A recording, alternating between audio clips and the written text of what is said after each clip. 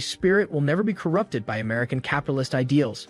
But when he offers unlimited meals and snacks, she immediately swears loyalty and calls him master. She then gathers the rest of the food to clean the area, and he asks her to bring back some ice cream. A week later, Hong Junho reads about a strange explosion in the newspaper and seems intrigued. Suddenly, Kim Yang appears in torn, dirty clothes, and he asks if she was responsible for what's in the paper. He then changes the subject and asks if one of the popsicles she's eating is his. With her mouth full, she pretends not to know what he's talking about and is then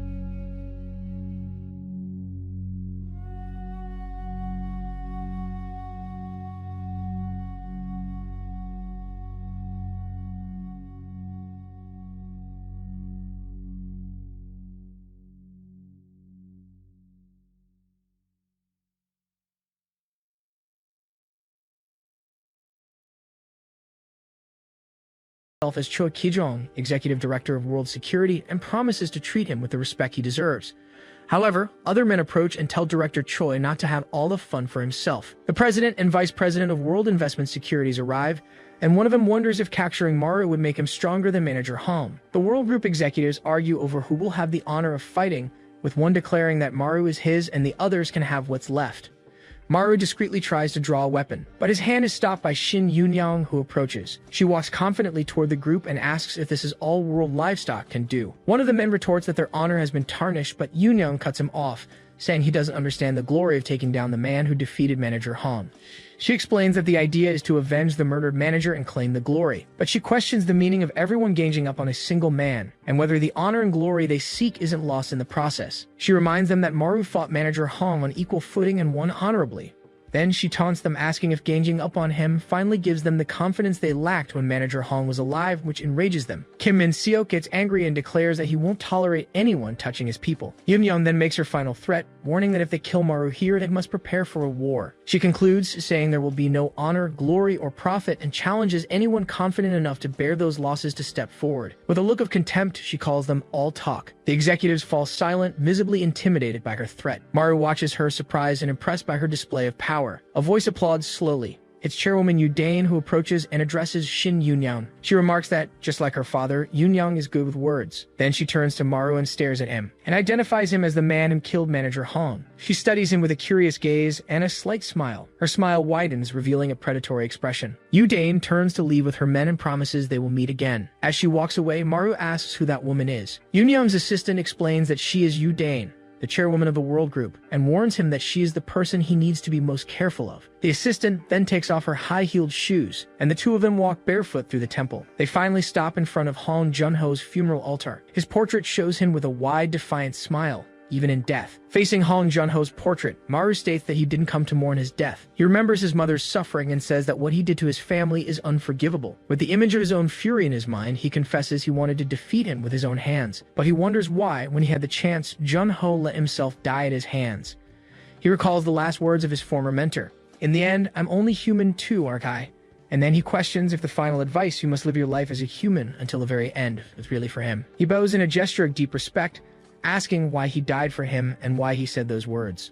Maru acknowledges that he might not know the answer now, but he believes that if he can survive, one day he will find what he's looking for. He asks Junho not to worry. He stands up with a new determination and vows that with everything he learned from him, he will defeat everyone and survive. Outside the temple, Shin Yunyang calls out to him. With the wind blowing through her hair, she declares that from the moment he walks through that door, he will beat her sword. Maru shows a faint smile of acceptance. He and Yunyang's assistant then walk away from the temple, under the light of the rising sun. The helicopter blades spin rapidly, preparing for departure. From the temple courtyard, director Choi Ki-jong watches the aircraft take off. With a cigarette between his lips, he murmurs Maru's name. He flicks the cigarette away and adds Shin Yunyang's name to his list. As the cigarette falls, he runs a hand through his hair. With a smile, he declares that things are about to get interesting. The imposing facade of the Hotel Charlotte rises in Seoul. A week later, Shin Yunyang walks through the lobby as the staff bows in reverence. A subordinate hurries over, saying there's a big problem with those people. He explains that they're trying to break into the safe again. Yunyang sighs, remembering they are Maru's colleagues. She asks them to handle the situation discreetly, but another employee interrupts her with a new problem. He points out that the woman has started eating the guests' food. Despite the chaos, their presence has brought a sense of peace and normalcy to the hotel. Two men bow as the president approaches the door of the VIP room. She and her assistant enter the room. Inside, Maru is with his sister, Hanaru, next to a hospital bed. Shin Yunyang smiles and greets Hanaru. The young woman pulls her aside and asks if something is wrong, since her brother won't tell her anything. Yunyang quickly turns her face toward Maru. From across the room, Maru confirms he would never tell her. Maru asks his mother to lie down, but she feels uncomfortable with Shin Yunyang's presence. Yunyang approaches Hanaru and reassures her, promising to do her best to help. Their mother thanks her and asks her to please take care of her son. Yunyang holds her hand and tells her not to worry, as Maru has been a great help. Suddenly, the assistant enters the room, warning that there is a huge problem. She sighs and asks who caused trouble this time. Her expression changes completely upon hearing the answer. The man reveals that Vice President Shim Young-yu, her brother, has arrived at the hotel. Meanwhile, outside a police station, Detective Han Tae-sik stands before an investigation board confirming the death of manager Hong. He recalls that Hong was the main suspect in the distribution of ribs. The investigation also revealed a burned-down Japanese facility and a missing witness. Now, members of the World Organization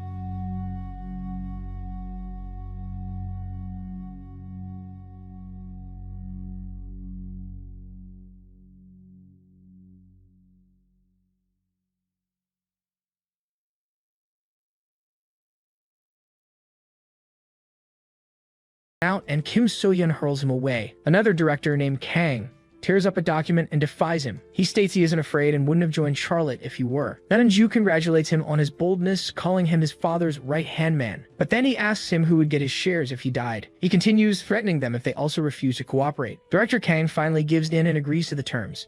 He signs the document, admitting he wasn't thinking clearly. Near the window, Kim So-yeon complains that he wouldn't have to deal with Yeonju if he had caught Hamaru. He looks at his phone, which still shows Maru's location, and wonders where he is. So-yeon concludes that unless the tracker is broken, his target must be nearby. He consoles himself, thinking he won't get in trouble for losing Maru since he helped the vice chairman. As he looks down to deal with the bodies, he is surprised to see Maru on the floor below. Kim So-yeon looks down through the broken window and wonders what that is. He realizes someone is there and can't believe his eyes. He then yells Hamaru's name. Then he reaches out to grab her. Stomping down, he calls her a rat. He pulls her into the room, asking where she thinks she's going. Kim Yang falls hard to the floor, and So-yeon remarks that she must have strong arms. He says she should have stayed hidden and that now she won't be disappearing again. Then he wonders how he should deal with her. Shim Yoon-ju approaches and asks if he found Hamaru. He remarks that everything is practically settled now, but he's hit by a sudden kick. Kim So-yeon, the true target of the attack, turns around in surprise. He looks at the newcomer, questioning what is happening. Hamaru appears at the room's entrance, holding a knife. So-yeon then realizes the person he captured wasn't his real target. Kim So-yeon questions who the person in front of him is as they slowly start to get up. He looks on in shock, glancing between the figure in the suit and the real Hamaru at the door, wondering if there are two of them. Kim So-yeon wonders aloud if there are two Hamarus. He then questions if the man standing at the door is the real one. If that's the case, he looks to the side and wonders who the helmeted figure is. He then smirks and decides it doesn't matter. Then he moves forward, stating that he just needs to kill them both. Maru readies himself, concluding that this must be the group's leader. He charges, planning to finish him off quickly so he can deal with the board of directors. But something unexpected happens. Kim Yang hits Kim So-yeon with a punch and calls him a capitalist. The captain falls to the ground. Shim Yoon-ju calls them cowards for their surprise attack. He then orders his men to get them all, and they charge forward. Lying on the floor, So-yeon says he now understands who hit him. He identifies her as Kim Yang, not Hamaru. Kim So-yeon prepares to attack, but is stopped by Shim Yeon-ju. Yeon-ju reminds him that the priority now is to capture Hamaru quickly. The captain gets angry, questioning who he thinks he is to give him orders. Shim Yeon-ju then reminds him of the promise he made to make him the chairman. He concludes that if Maru is here, his father Yoon-young must be dead, but a voice interrupts him. A figure enters the room and asks who he was talking about. Both Yeon-ju and So-yeon turn in surprise, recognizing the voice. Shim Yoon-young enters the room and her brother asks how she got there. She states she's not going anywhere while he's alive. Yeon-ju laments, losing the chance to get rid of them both at once. The chairwoman approaches the directors and asks if they're all okay. They express relief at seeing her and ask about the chairman's health. Her brother also approaches and asks about their father. He wants to know if their father is still alive. Yoon-young then slaps him and calls him insane. Shim Yoon-ju questions her about their father and states that she won't get any help anyway. Holding the document, Yoon-young confronts him for using their father for something like this. She then asks if he's given up on being human. Her brother accuses her of not understanding the situation and claims he has already convinced the board of directors. He continues to gloat, but his expression suddenly changes. His sister then snatches the document from his hands. She rips it up, questioning if he's campaigning with a paper that hasn't even been legally registered. Shim Yeon-ju admits he didn't know about the legal registration requirement. He turns to Captain Kim and suggests a small change to their contract. With the promise of becoming vice chairman if he does this, So-yeon moves toward Yoon-young, but she stares him down, remaining motionless. Then he's intercepted by a combined attack from Maru and Kim Yang. Kim Yang complains about everything she's been through because of him. Maru then instructs her to evacuate Shim Yoon-young and the others first. He turns to Kim So-yeon, declaring that he now has business to settle with him. Shim Yoon-ju yells for Captain Kim to go after the ones fleeing, but Kim Yang tells him to shut up. Kim So-yeon takes out his knife and says he doesn't need to be told. He then charges, shouting that he would have torn her to pieces anyway, but a voice tells him not to look away. Maru blocks his path, declaring that he is his opponent. As she leaves, Yoon-young asks Mr. Maru to be careful. So-yeon asks if he'd rather go first, then attacks. He then tests Manager Hong's skills with a strike. The blade slashes close to Maru. Maru concludes that because he was focused on his fists, he couldn't avoid it. He decides he can't let his opponent attack first, so he rushes forward and hits the captain with a kick. He knocks So-yeon to the ground and readies for the final blow, but the captain blocks the attack with his arm, calling him a gangster. So-yeon is surprised Maru knew that move and landed a clean hit. Kim So-yeon pushes off the ground into a kick. He identifies himself as the strategy captain of the world group as Maru dodges the attack. Then he lands a direct hit, but the captain realizes his attack was stopped. Maru managed to catch his leg in midair. He then uses the momentum to slam So-yeon to the ground. The captain calls him arrogant. Maru moves in. Then he hits him with a series of rapid blows. So-hyun falls to the ground defeated as Shim Yoon-ju shouts for him. Yoon-ju questions how he could receive the vice chairman position being so weak. He regrets not asking senior director Choi for help. So-hyun tells him to shut up and hits him with a kick. Shim Yoon-ju falls to the floor, unconscious. The captain gets up, complaining that his ears started to hurt from all the noise. Maru watches Kim So-hyun get up, not understanding what's happening. He wonders how So-hyun can move like that after taking so much damage. He realizes his opponent's indifferent posture isn't something a normal person could pull off. So Maru stares at him and asks if he's incapable of feeling pain. Kim So-hyun cracks a wide smile and confirms his suspicion. Maru watches him, wondering how he can move like that after so many injuries. He notices that his opponent's indifferent posture is not something a normal person could pull off, so he approaches and asks if Kim So-hyun is unable to feel pain. With a wide grin, the captain confirms his opponent's suspicion. He declares that the prize for figuring that out is a coffin and lunges forward. Maru concludes that if he doesn't feel pain, he'll be a difficult opponent to handle. But that doesn't mean there isn't a way to defeat him, so he goes on the attack. He tries to cut his opponent, but the blow is blocked. So-hyun questions him, asking if he's the first one to try that. He then disarms him and throws him away. The captain comments that he heard Maru defeated manager Hong and was looking forward to seeing his skills. Then he kicks him, asking if that was all he had to show. He approaches, stating he doesn't have time for this. So-hyun grabs him, saying he also needs to give Yang a taste of his power. Then he throws Maru aside, shouting that he needs her. On the ground, Maru says that's why he needs to be defeated. Then Kim So-hyun attacks him with a heavy strike. The impact leaves him on the floor. Meanwhile, the head of security for the Charlotte Hotel, Bae Hyuk-jin, greets the chairwoman. He reports that he's already taken care of the people on that floor, but there might still be enemies on the upper floors. The security chief says he called for a helicopter and asks everyone to follow him to the rooftop. But Yoon-young hesitates, stating that if they leave now, it will be difficult for Mr. Maru to escape. Bae Hyuk-jin insists that her safety is the priority and that Maru asked him to protect her. Kim Yang reassures her, guaranteeing that her comrade is the type to return even from hell. The chairwoman finally agrees and they prepare to leave. As they go up the stairs, she asks Bae Hyuk-jin to promise to bring Maru back safely. Back to the fight, Maru presses a piece of wood against Kim So-hyun's neck. He concludes that even if his opponent doesn't feel pain, he's still human. Maru compares him to a pig, stating that he's not much different from one. He then says that pigs have a thick layer of fat and don't go down easily unless you hit their vital spots. Maru hits him in the head with a spinning kick. Kim So-hyun states that he's not interested in him, as common damage only makes pigs wilder. Maru picks up a hammer and mentions the rule for slaughtering pigs. He then strikes his opponent several times with the hammer. Maru is surprised by his adversary's resilience. So-hyun admits that it actually made him dizzy. He gets up and faces Maru. Then the captain says he should have prepared a tonkatsu hammer and attacks him with his knife. Maru concludes that things will get worse if the pig goes into a frenzy. He decides not to aim for a weak spot but to restrain his movements instead, so he hits his opponent's thigh with the hammer. Kim So-hyun expresses surprise that he knows how to use his brain. He questions how Maru can exert so much force with a toy like that. Maru then incapacitates his arm and then his leg. The captain admits that he's tough, but that it's not over yet. Kim So-hyun charges forward, shouting that it wasn't enough to stop him. Maru understands that there's no right answer and that he can't defeat him with this, so he runs towards his opponent. Kim So-hyun asks if he still has an ace up his sleeve and claims he's starting to like him. He hits his adversary's chest, concluding that no physical trauma will likely work, but he knows his opponent is still just a human being. He then decides that if he can pull it off, he might have a chance. Maru looks at his hand and realizes his strength is far inferior to the original master of that technique. Even so, he attacks with the move once more. The impact sends Kim So-hyun flying backward. Maru steps back as his opponent falls to the ground. He looks at his own hands, realizing the heavy toll the technique takes on his body, but sound makes him turn his head in surprise. On the floor, Kim So-hyun comments that it's the first time he's felt his body tremble. He then gets up, stating that the feeling is splendid, while Maru can't believe he withstood that. Kim So-hyun rushes forward, shouting that now he deserves a taste of his power, and Maru realizes he'll be hit if the fight continues like this, but the captain stops suddenly and spits. He then falls to his knees and collapses on the floor, completely defeated. Down, Kim So-hyun mutters about his power and Maru expresses his relief.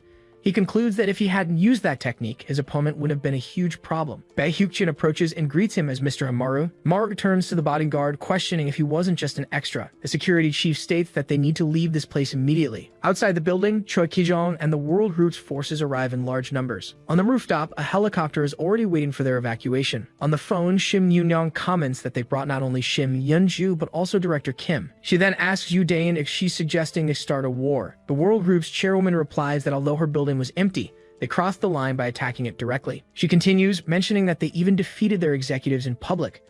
Yu Dae-in then demands that she take responsibility for all of this unless she wants things to end that way. Over the phone, Yu Dae-in reassures Chairwoman Shim. She states that the cleanup has already begun. As they go up the stairs, Maru asks if Shim Yoon-young is okay, but Bae Hyuk-jin informs him that she's already left. The World Group's chairwoman reveals that it's not just about the Charlotte Group's headquarters, but also her hotel. She then promises that they will take responsibility and clean everything up. They will make it as if nothing ever happened, as if nothing had ever even existed there before. In front of a huge building, a security guard complains about having to work overtime. Manager Lee Kyung announces it's already 8:48 p.m., and they won't be getting paid for the night shift. He emphasizes that they're really not making anything from this, so he orders everyone to finish the job quickly so they can go home. But the men suddenly stop as they enter the building. The manager asks why no one is there and warns his team not to let their guard down. He then orders them to search everywhere, as they might be walking into an ambush. One of his subordinates shouts that the place is also empty, but the manager insists it's impossible for them to be gone. The manager kicks a door open, but finds no one there either. He then concludes that they all just ran away and abandoned the base. He realizes they really took everything and just left. Annoyed, he complains that they'll have to work all night until a subordinate calls him over with a problem. He turns and warns them not to talk to him unless it's about the location of Charlotte's people. The man then reports that all the exit doors are locked and the elevators aren't working. The manager finally understands that Charlotte's people weren't avoiding a fight, trapping them instead. In the next instant, a huge explosion engulfs the base of the building. Choi Ki-jong stares down at Kim So-yeon on the floor, finding it illogical that he ended up like this after everything he said to the president. He then questions him for ending up this way, and adds that he couldn't even handle Han Maru. Ki-jong then notices the wound on So-yeon. He moves closer to get a better look at the injury. With a wide grin, he admires what he sees.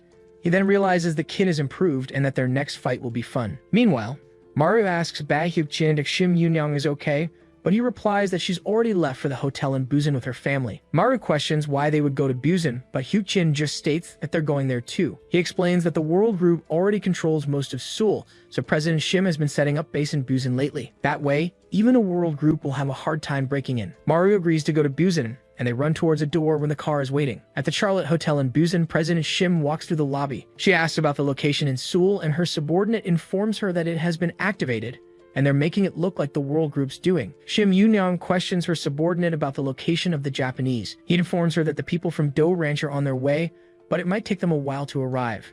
The president then orders him to hurry them up, as the situation is dire. Suddenly, a young woman named Han Naru hugs her, saying she missed her. Naru comments that the hotel is great and that she hopes her brother doesn't show up. Yoon-young then asks where Kim Yang is, who is supposed to be with them. The girl replies that Ms. Kim had some business to take care of and will be a little late. On a helicopter, Kim Yang reacts to what she just heard. She questions if they're really going to the Charlotte Hotel in Busan and not the one in Seoul. One of the men explains that they need to regroup at the Busan location to prepare a counterattack. Yu Dae-in adds that they won't be able to go to Seoul for a while, so this is the best option for now. Kim Yang apologizes to President Shim and opens the helicopter door. An officer asks if she's trying to get disposed of like Captain Kim, but she replies that she left something behind in Seoul. She then jumps out of the aircraft, shouting that she needs to get what she forgot. Now in free fall, she says her goodbyes and tells them not to worry, as she'll see them in Busan. Choi Ki-jong holds Vice President Shim Yoon-ju and comments on his pitiful state, stating that the president will be very disappointed. He defends himself, saying he was doing fine until Captain Kim tried to find Han Maru with a cell phone and messed everything up. Ki-jong grabs the device and realizes it's tracking Maru's location. Looking at the screen, he's surprised by the tracker's speed. Meanwhile, firefighters struggle to put out the fire of the hotel. One of them prepares to go in, mentioning that witnesses heard screams, but the rooms were empty. He adds that the employees weren't there either, but suddenly they spot something. Lee Kyung emerges from the rubble, surprised that Charlotte's people blew up their own building. A firefighter tries to help him, but he refuses, saying his health insurance won't cover the treatment. He complains that he has to worry about his health while working like this. Then his phone rings and he answers, speaking with Director Choi. The director informs him they found Han Maru and orders him to take reinforcements to the location, leaving Kyung confused. He realizes he almost died and is already being sent on another mission. Annoyed, he yells at the director for not even listening to him. The scene then shifts to a quiet residential building at night. Kim Yang sneaks down a hallway. Suddenly, a hand strikes out and knocks her down. An old woman scolds her, asking why a grown woman would go out dressed like that. Upon entering the room, the men greet her and comment that she's always lucky when it comes to food. A young man then offers to make a serving of ramyeon just for her. She sits at the table and declares that capitalist ramyeon is the best invention of southern minds. But the old woman tells her to take a shower, saying she won't eat if she doesn't. Kim Yang runs out of the room, promising to be right back so they don't touch her food. Back again, she announces she'll be out for a while after eating, making the men speculate if she has a boyfriend. Inside her room, music plays while her clothes are thrown on the floor.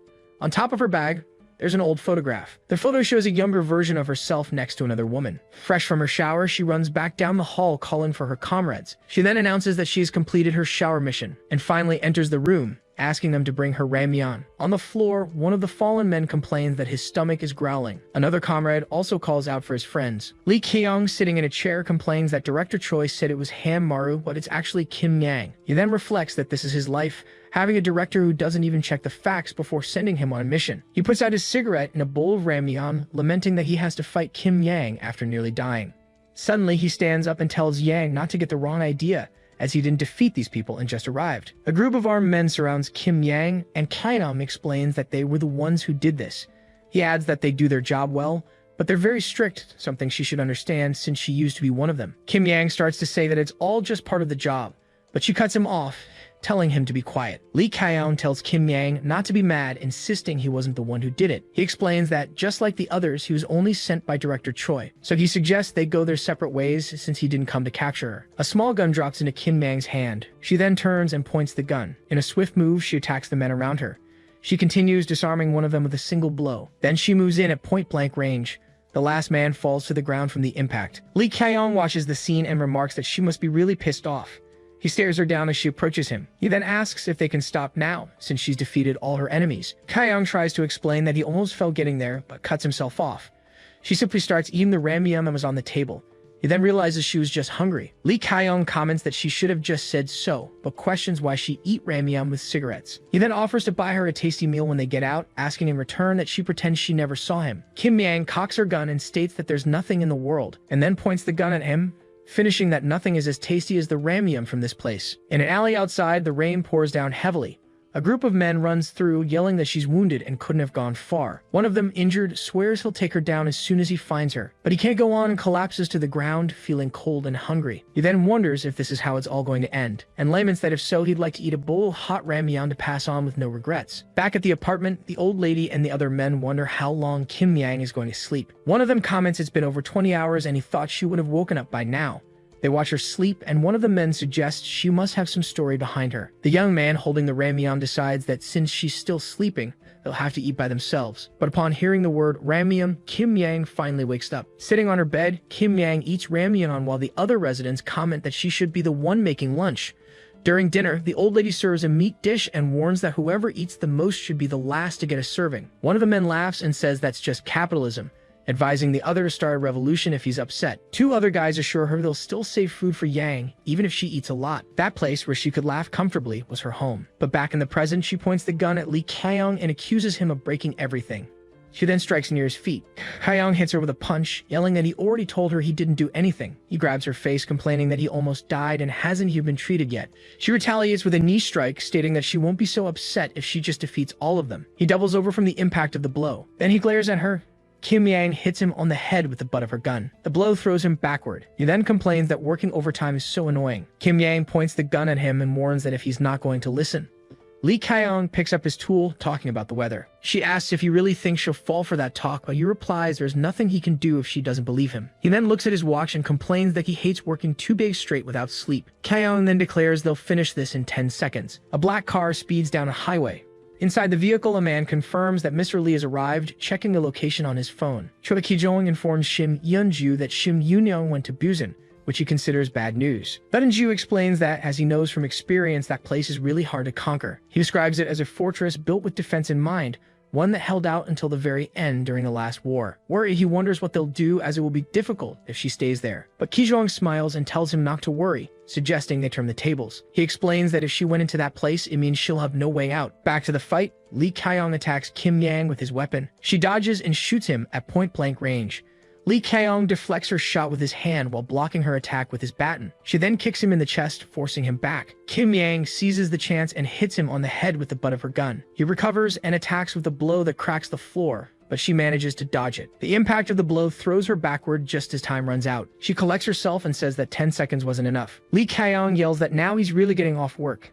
He advances toward her and she challenges him to bring it on. Kim Yang yells that he wouldn't let her leave even if she killed him. He replies that he'd rather sell his soul than let her escape. Suddenly, his expression changes. Kim Yang throws herself backward, shattering the apartment window. She then says that if he wants to get off work so badly, she'll let him rest forever. An attack grazes Kyeong's face. Outside, a blonde man smirks amidst the chaos. An explosion lights up the night, coming from one of the apartments in the residential building. Shim Yunju gets out of the car and asks if Manager Lee was responsible for the explosion, finding the method too flashy. But Choi Ki-jong notes that such a messy method isn't Manager Lee's style. He then realizes something is wrong. Amidst the frightened crowd, Kim Yang uses the confusion to escape down an alley. Her escape leads her to the entrance of a veterinary hospital. A group of armed men runs past the location, calling Kim Yang a traitor and ordering everyone to find her. Inside the hospital, a veterinarian and his assistant are startled by the noise outside. Wounded, Kim Yang suddenly appears and gestures for them to be silent. She then tells them to stay quiet while she makes a call. A trail on the ground leads to a dark alley. Choi Ki-jong stops and observes the area. He follows the stains, which lead to a veterinary hospital. Ki-jong approaches the building's entrance. Inside the hospital, the trail of blood continues across the floor. The veterinarian and his assistant are startled by his presence and ask if he's there for an appointment. Ki-jong then asks if a woman was there and demands to know where she is. The assistant explains that she received treatment, grabbed her shoes, and left through the front door. He finds this strange as there was no one outside. Suddenly, Ki-jong spots a van and orders them to chase it. In the van, Han-maru asks Bae Hyuk-jin what happened and why he's still in Seoul. He reminds him that he was supposed to go to Busan with Shim Yoon-young. In the back seat, Kim Yang explains that she needed to take care of some things for the next day. Maru asks what she needed to do, but she tells him not to worry. She just tells him to wait and see, and that he'll have to thank her if his life is saved because of it. A winding road cuts through the darkness of the night. Several cars at high speed follow the same path. The fleet then arrives at its destination, the Charlotte Hotel in Busan. Inside a ballroom, several men in suits are gathered at round tables. Shim Yoon-young greets Director Jang, thanking him for coming, but he states it was his duty to be there. He then expresses his concern, saying he doesn't believe they have enough personnel to face the world group. The chairwoman reassures him, stating they have a way to replenish their power. Suddenly, Chairman Takanaka Yoshinori interrupts them, yelling that Han-maru defeated 3 of his men and set his factory on fire. He continues explaining that Manager Hong was supposed to cover the damages, but Maru caused trouble as well. Yoshinori then demands to know where he is.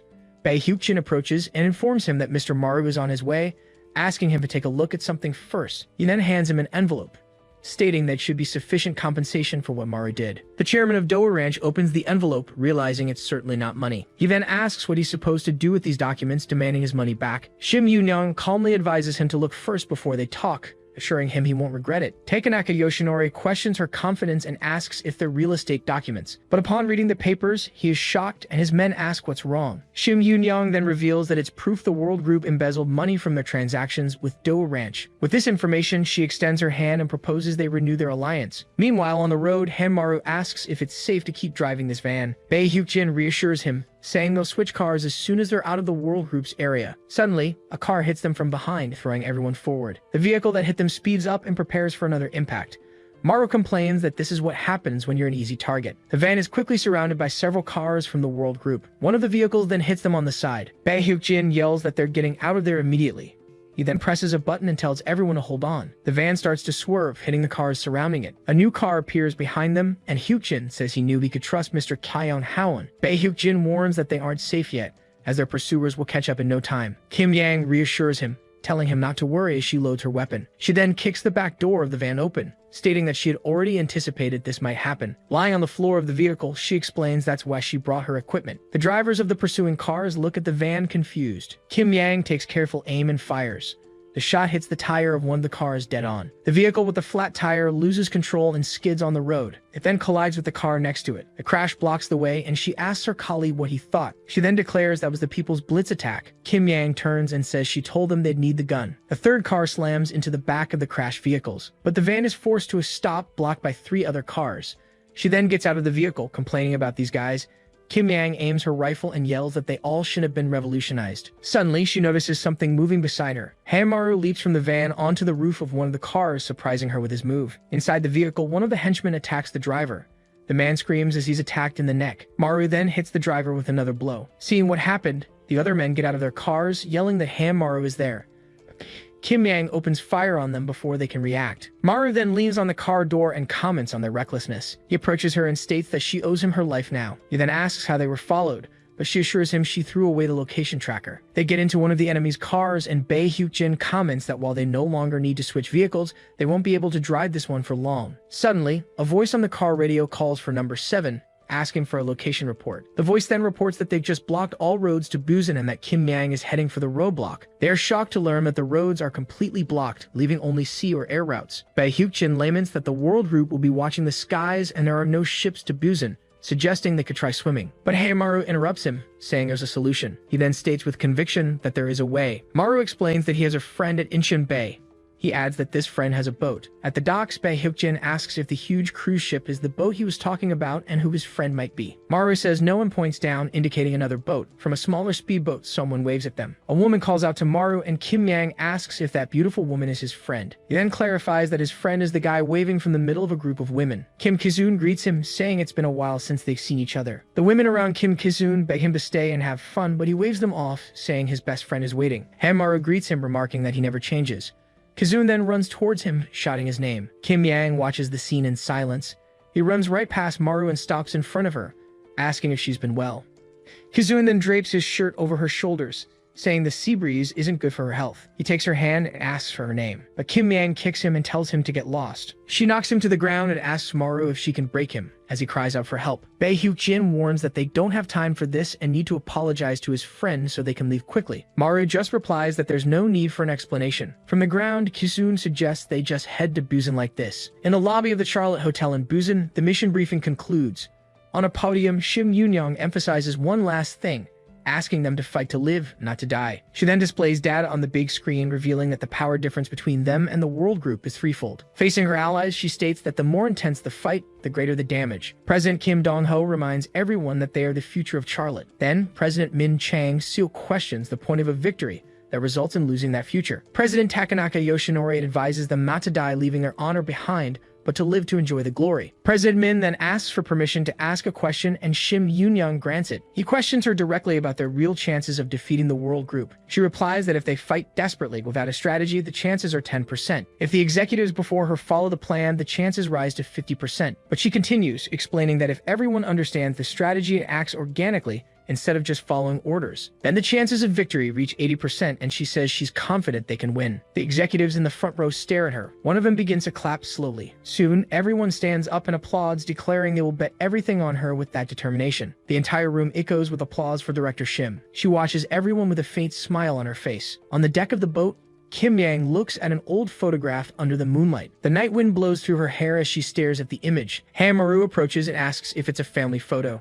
He then asks if the woman in the picture is her mother, and if she's in North Korea. Kim Yang replies that she doesn't know if her mother is alive or dead. She explains that when she arrived in South Korea, she thought she had found people who looked like her mother, but she clenches her teeth and remembers they were all no good. Maru then opens a can of a drink without saying a word. He offers the can to her and simply tells her to drink. She takes the drink and says they should take the chance to rest, as they won't be able to when they reach Busan. They toast and she thanks him for the words of comfort, apologizing for making him work all day. As the boat cuts through the sea, she asks where the snacks are. Inside the vessel, someone's shadow climbs a ladder. Bae Hyuk-jin asks Kim Ki-soon if it's okay that he's not piloting the yacht. Ki-soon replies that it's fine as the autopilot is on and there's something more important to do. Bae Hyuk-jin points at Kim Ki-soon and asks what his deal is. He presses him, questioning how he knew they were going to Busan if Maru had revealed the destination. Ki-soon smiles and states that from the way he talks, he must be from the Charlotte group, but Hyuk-jin just tells him to answer the question. He then holds up 3 fingers. Ki-soon explains that by knowing 3 things, you can figure out everything. First, that Maru used to work for the World Group. Second, the rumors of war between the Charlotte Group and the World Group. And third, the surveillance on Seoul's roads and airports. He continues, deducing that Maru got caught in the middle of the war, and that the situation is dangerous since Kim Yang is injured and they need to get out of Seoul. With the roads and sky blocked, the only option is the sea. And since there are no regular routes from Incheon to that area, the only alternative left is Busan, which is why Maru called him, since he has a boat. But Ki-soon expresses his confusion, saying that Maru doesn't seem like the type of person to get involved in something so big. Hyuk-jin then puts away his gun and prepares to ask one last question. He wants to know why, even knowing everything, Ki-soon is still helping Maru since the risk is so high. Ki-soon starts to answer, saying that Maru is. He then corrects himself and says that Maru's family. With a smile, he reveals that they are his benefactors. Bae Hyuk-jin enters the boat's cabin and approaches Kim Ki-soon. Behind him, Maru asks if his doubts about his friend have been cleared. Hyuk-jin then asks about his background. Maru explains that at 13, he became the youngest chess master in Asia, completed his MBA at 17, joined Mensa at 18 and was published in Nature at 20. He then adds that Kizun is now a fund manager who handles assets for important people. Back on the road, one of the world group's goons is lying on the ground. Kijong arrives at the scene and asks about all the noise. He then observes the scene carefully. Kijong notices that vital points aren't Kim Yang's style and wonders if Han Maru was with her. He turns to leave, stating that they will go to Busan, but his subordinate asks if they shouldn't capture the two first. Kijong explains with a smile that if the Charlotte group falls, he'll have nowhere to run and will end up in Busan anyway. He then declares that he'll see Han Maru in Busan. In the World Construction Building, a man walks with his subordinates. Vice President Ma Tao-won comments that he was craving some hot Busan soup and that everything worked out. He then orders everyone to hurry to Busan to finish off Shim Yun-young and have a bowl of soup. A man tells his subordinates that they can't fall behind the other affiliates. President Che Jae-chul then declares that they will be the ones to capture Shim Yun-young. In a military truck, someone comments that he heard the other affiliates are also heading to Busan. Inside the vehicle, Kim Soo-hayan puts something on his neck. He informs his men that its use is a direct order from the chairman. With a smile, Soo-hayan concludes that they need to finish them all. Meanwhile, firefighters are battling a blaze at the residential building. One of them prepares to go in as soon as the fire is under control, questioning the number of accidents in the neighborhood. The flames consume one of the apartment windows. Inside, Lee Kyong is lying amidst the fire. He moves through the wreckage and complains about another explosion. Then the cell phone in his hand starts to ring.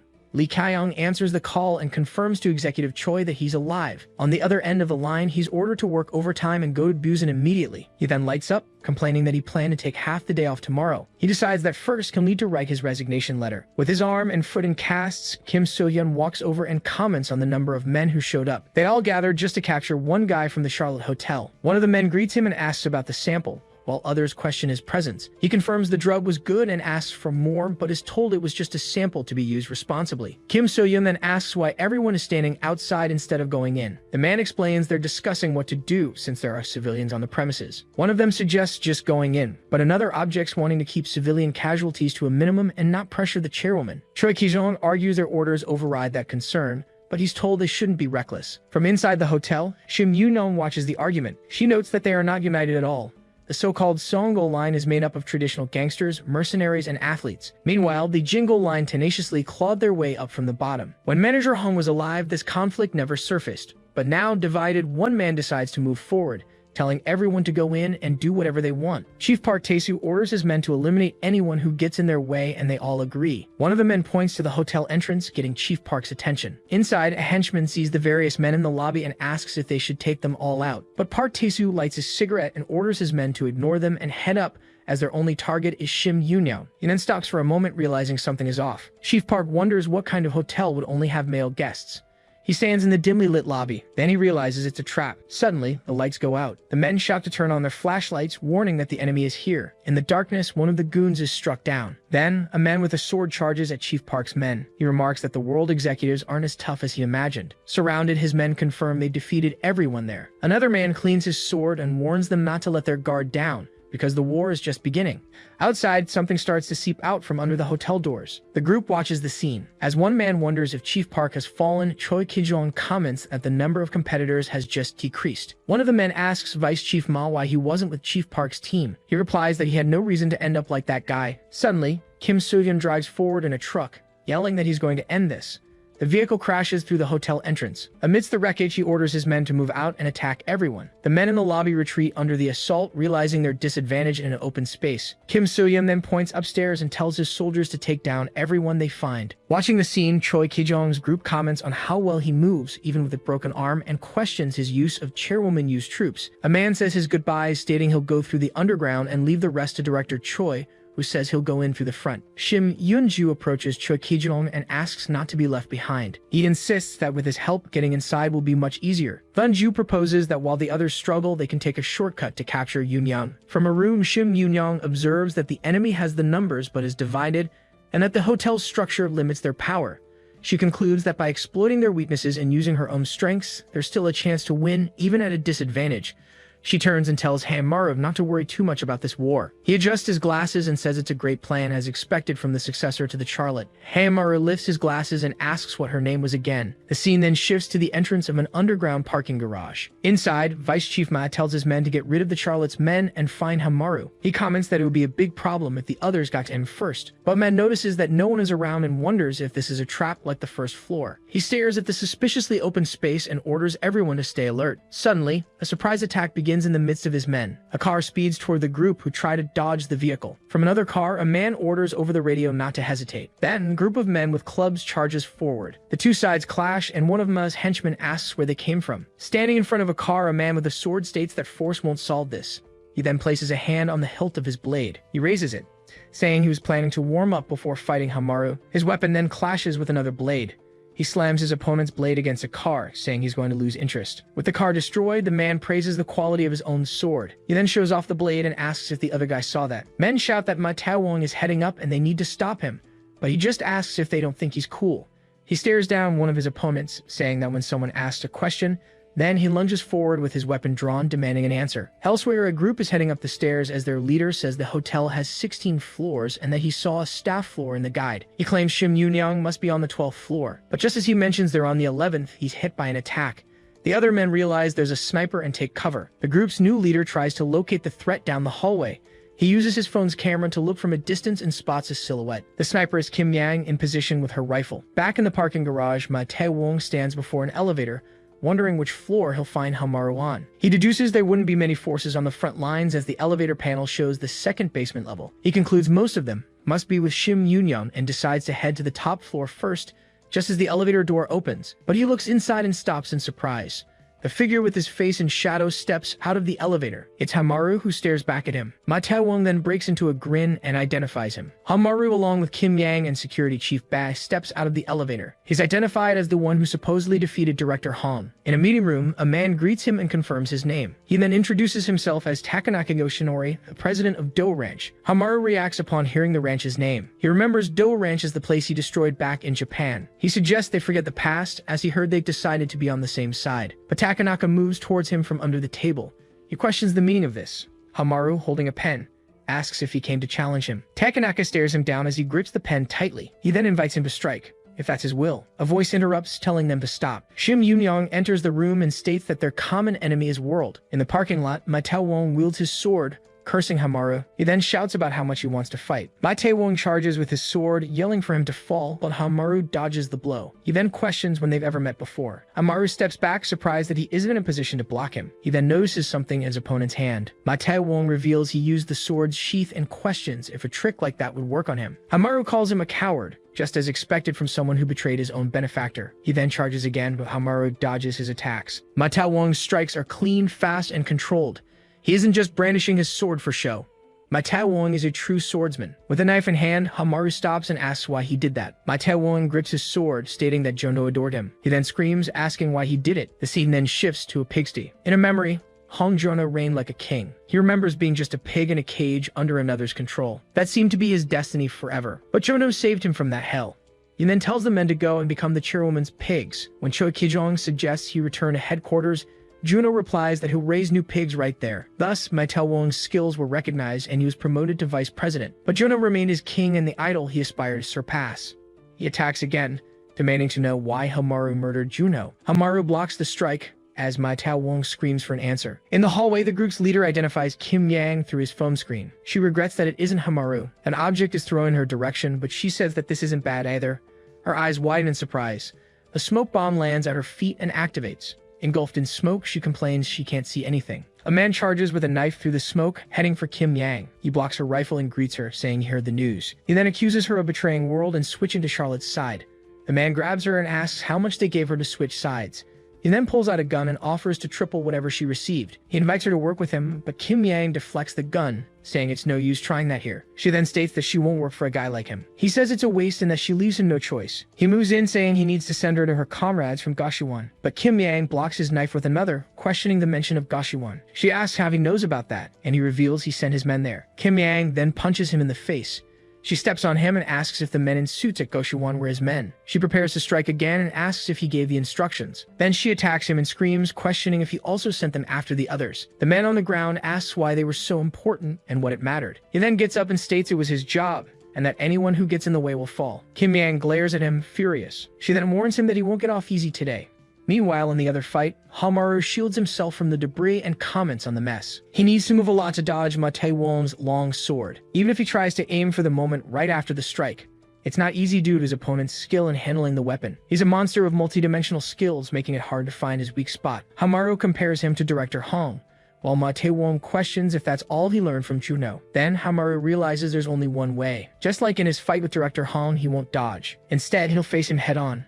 Ma Tae-won is surprised and calls him a brat. He then manages to wound his opponent's arm. Hamaru pulls the knife from Ma Tae-won's arm. He questions why Ma Tae-won keeps mentioning the old man and asks if he liked him that much. Then Hamaru says he'll meet the same fate. Ma Tae-won rips his own clothing and praises his opponent's spirit. He ties the fabric to his sword, saying that Director Hong's killer shouldn't have at least this much resolve. Then he challenges him, stating he will defeat him with a single blow. Ma Tae-won questions if he can fight with that blade, but Hamaru says he'll be fine. He then claims that it's more than enough to finish him. Inside the Charlotte Hotel, a man is struck hard in the face. Amidst defeated opponents, one of the attackers recoils from the impact of a blow. Someone then calls out for Director Choi, and he turns to see who it is. Shim Yoonju appears in a hallway and calls out to him, telling him to come over. With a smile, he tells them to leave the small frag behind and hurry, because this is a shortcut. Using his family's VIP card, he reactivates a stopped elevator, saying they can use this one. Banju then turns to Choi Kijong and asks if things weren't much easier thanks to him. Elsewhere, a smoke grenade rolls across the floor. A man asks Yu Dain why the people from the Goshuan were so important to her, and what it even mattered. He draws a knife, stating it was just a job and that anyone who gets in his way will be defeated. Dain calls out to him.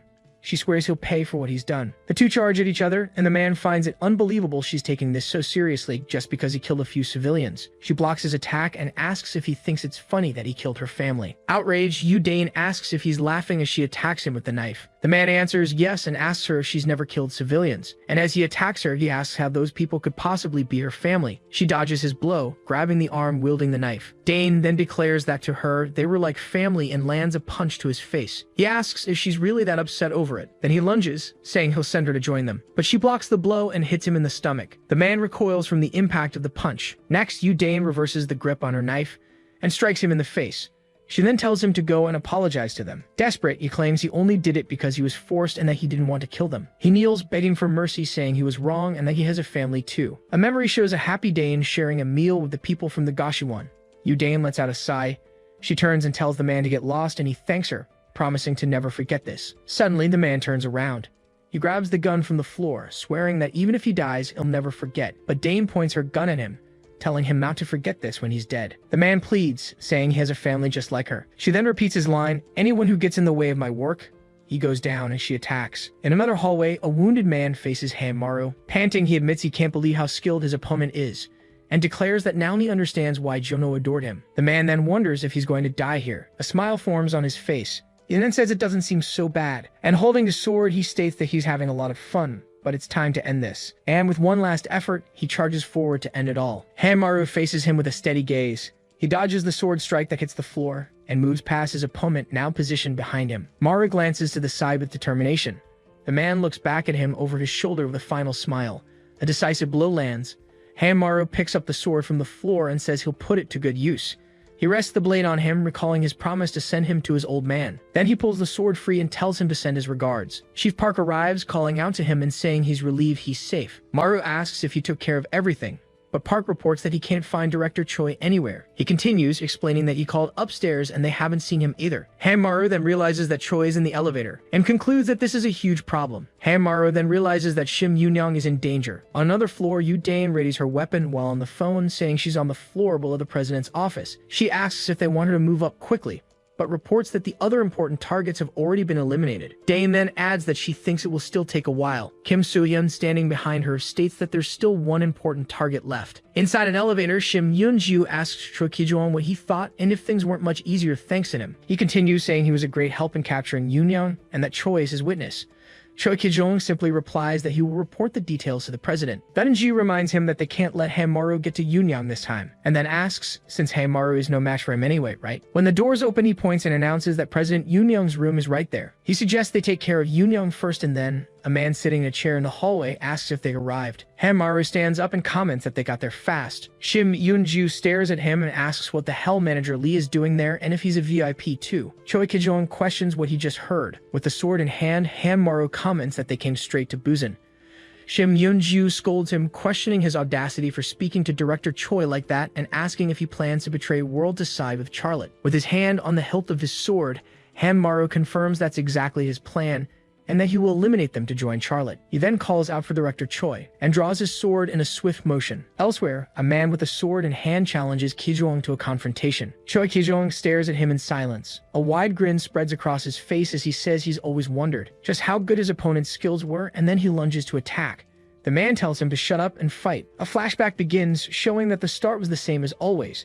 He was a new employee at a company that exploited its workers. Even at 4 in the morning, his superior told him they were having a company dinner and no one was going home. He toughed it out and before he knew it, was promoted to manager. But the environment was still the same. After an explosion at the workplace, he continued working overtime without receiving treatment. Choi Ki-jong was framed for something he didn't do, nearly lost his life, and wondered why he had to work overtime again. He then wonders if this isn't a bit too much. A colleague lights a cigarette for him. He calls the man Hangnim and says the situation is bullshit. The man asks him what he'll do next and if he'll keep working for Director Choi, but he replies that he can't live like this. He states that this is a life or death decision, where either he or the other man will end up gone. His colleague then offers him a card he received from the staff at Hotel Charlotte, suggesting he could call if he was thinking of switching jobs.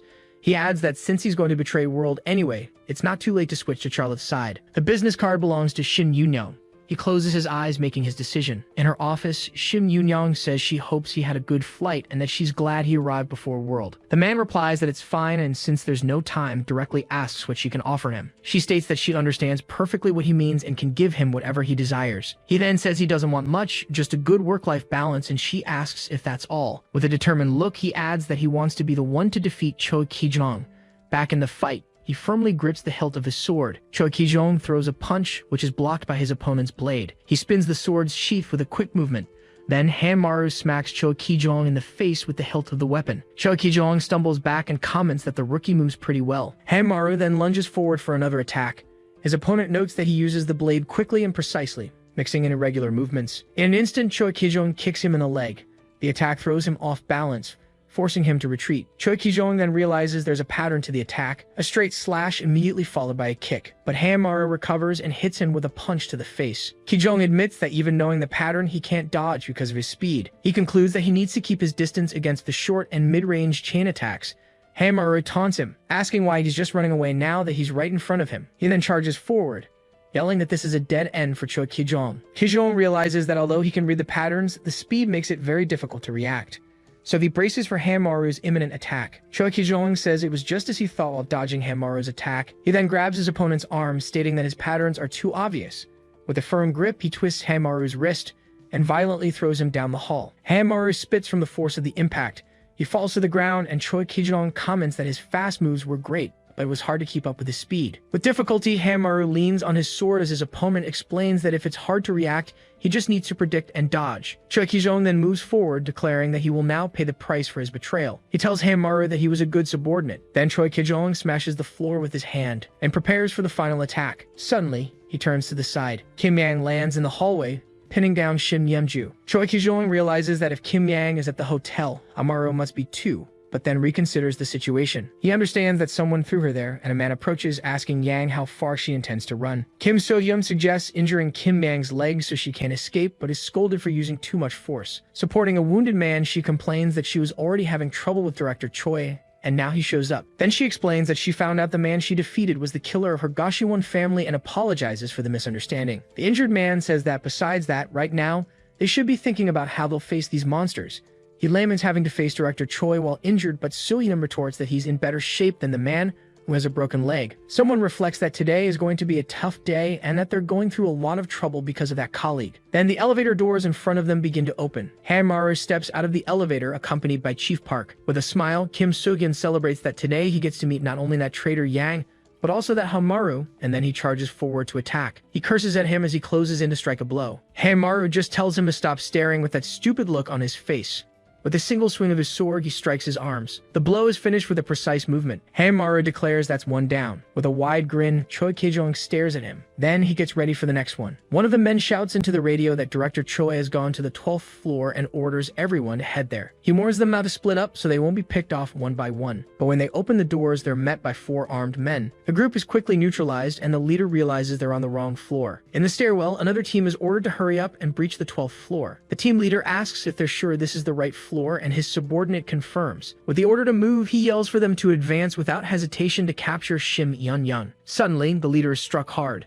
Then, Takanaka Yoshinori attacks him with his katana. One of the men recognizes him as someone from Dou Livestock. Desperate, he screams that they're on the wrong floor again as his men are attacked. The man takes in the situation around him. In another hallway, a minigun is revealed with a message for the intruders. Che Ji-chul, Kim Dong-ho, and Min Chang-seok then give the order to finish them all. Meanwhile, chaos erupts in the hotel's stairwells.